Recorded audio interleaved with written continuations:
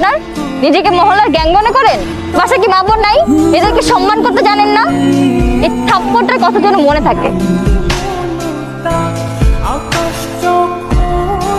ভাই ভাই ভাই, ওই দেখেন।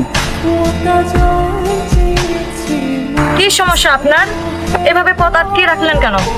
ওরে বাবুটা রে, ভয় পাওয়ার কিচ্ছু নাই। আমি যা যা বলবো তা তো শুধু ভাইরে বলবা। ভাইরে বলবা কি সমস্যা আপনার?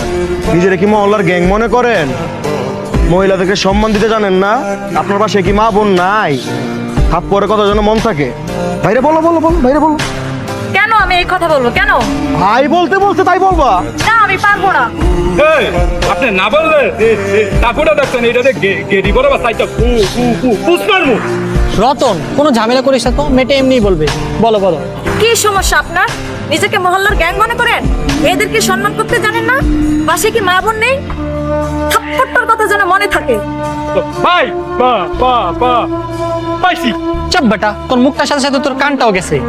আপু, আপনি দেন।